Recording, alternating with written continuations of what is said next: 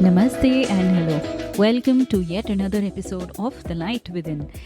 In this episode, we are going to talk about something that every single one of us deals with: expecting appreciation. You know that feeling, right? When you do something nice for someone, put in efforts at work, or even just show up in a relationship, you are waiting for that simple thank you or a bit of acknowledgement. And when it doesn't come, it stings, right? Why is that? Why do we crave for appreciation so much? And why does it bother us when we don't get it? We are going to talk about all of it. So let's break it down scientifically for a second. When we get appreciation, whether it's a compliment, a thank you, or just someone noticing our effort, our brain releases dopamine. Dopamine is that feel-good chemical that makes us feel rewarded. It's the same thing that fires up when you eat your favorite food or get a text from someone you like, something like that. Basically, our brains are wired to seek rewards and appreciation. And appreciation is one of the most powerful ones. And it's not just dopamine. Oxytocin, if you've heard of this hormone, oxytocin is the bonding hormone. And that also plays a role.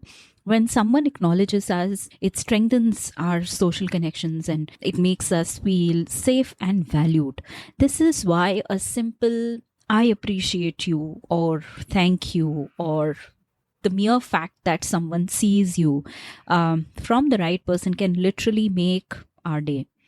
But when we don't get that, cortisol, the stress hormone, starts kicking in, making us feel rejected, unworthy, or just plain irritated. Like sometimes you can't point a finger and say that this is the reason why I'm feeling irritated, or I'm not happy, or I'm not aligned. It could be because you were looking for some sort of acknowledgement and it didn't come your way, and now your brain is playing games with you. You know, in our day-to-day lives, we do not pay attention to the fact that which hormone is dictating the way we are behaving. But all of these things are going on in the background. And when you understand that your brain could be the reason why you're behaving the way you are, it just helps you to alter that behavior to some extent, right? Now, let's zoom out and see what the ancient wisdom has to say. The Bhagavad Gita, our spiritual text, teaches us something really powerful, and which is, I'm sure most of you have heard about it: do your duty, but do not be attached to the fruits of your action.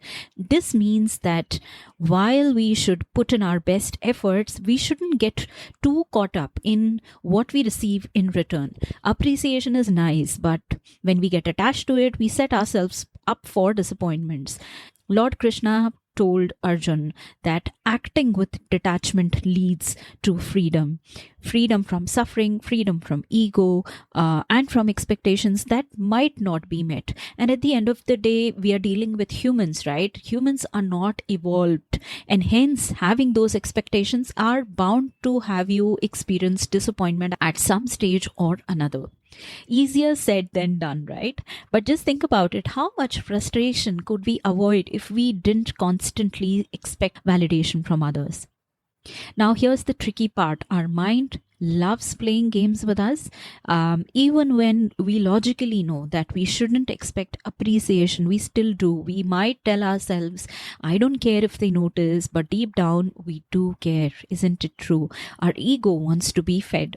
And social media, oh my god, that's like pouring fuel on this fire.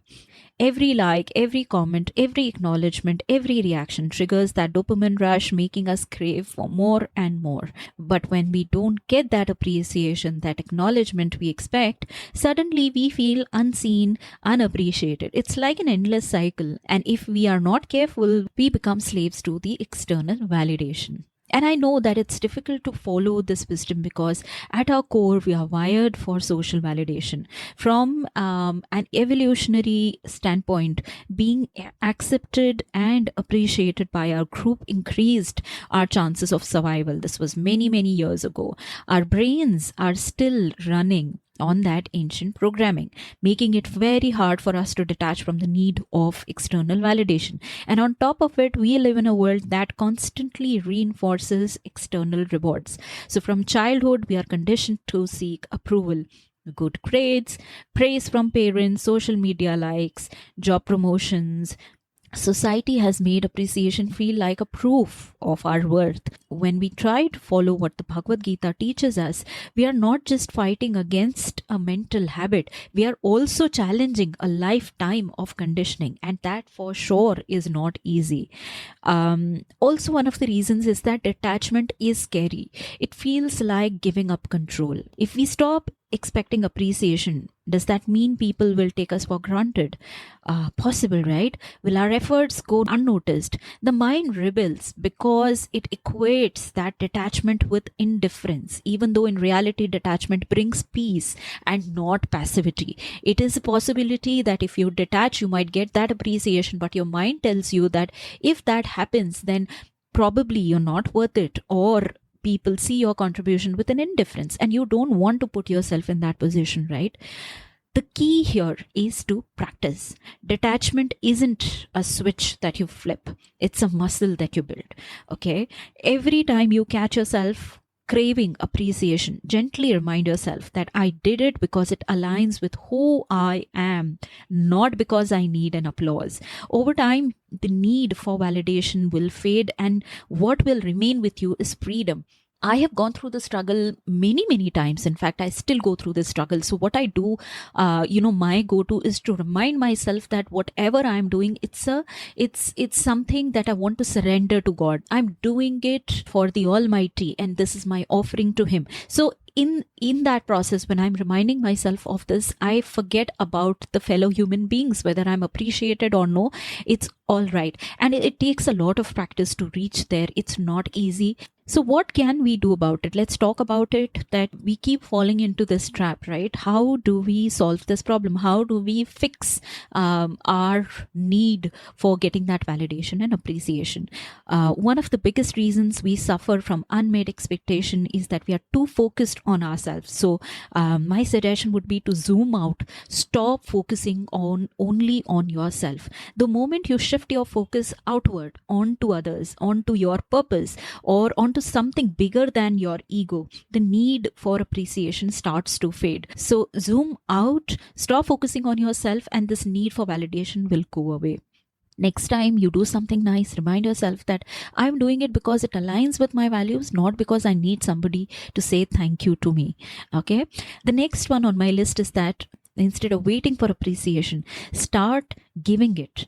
Notice the good in others. Make it a habit to notice good in others. Compliment people genuinely. And I know that it could be hard to do when you're the one expecting to be validated. So get off that spinster wheel and imagine yourself to be the person who could see the good in others. The more you give, the more it comes back to you, and that too in unexpected ways. As I said, practice, practice, practice. The more you do it, the more you'll realize that it really works. Now, the next one is to remind yourself of karmic understanding. So, karma isn't about action and reaction, it's about acting from the right mindset. It's very important to understand this piece. The Bhagavad Gita teaches us that when we act without attachment, we are at peace. If you hold a door open for someone, don't do it expecting a thank you. Do it because it's who you are, as I said earlier. If you put in the hard work, don't do it for praise. Do it because you take pride in your effort. The less we attach ourselves to the outcome, the more free we become. The next perspective is, instead of thinking, why don't they appreciate me? Try shifting it to, maybe they are dealing with their own stuff and they didn't even realize it. And it's true. Actually, we don't realize it that people have their struggles. People are going through an entirely different world in their minds. So while you're making it about yourself, it's not always about you. People have their own struggles, their own distractions. Most of the time, their lack of appreciation has nothing to do with you personally. The next perspective is find internal validation rather than expecting an external validation. Start appreciating yourself. Notice your own efforts and give yourself credit. In fact, for one, I want to admit this to my audience that I am very hard on myself. It's very, very hard for me to appreciate myself genuinely, and despite all the gyan and all the knowledge that I keep sharing with you, when it comes to following this guidance and appreciating myself, I think I need to do a lot of work in that space.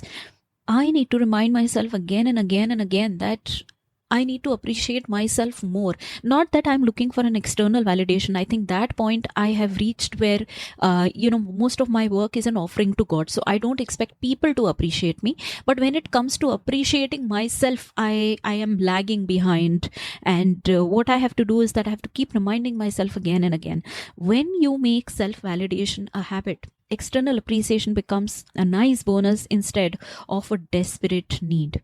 At the end of the day, expecting appreciation is natural, but we don't have to let it control us. Our brains are wired to seek validation, but we have the power to rise above that. The Bhagavad Gita teaches us to act with detachment, and modern psychology also backs it up, right? True peace comes when we stop depending on external validation. So next time when you catch yourself waiting for appreciation, take a deep breath and ask yourself, am I doing this for me or am I doing it for validation? If the answer is the second one, maybe it's time for you to shift the focus. This is all I have in this episode. I have thoroughly enjoyed this conversation with you. May your soul be illuminated with the light within. I will see you in the next episode of The Light Within.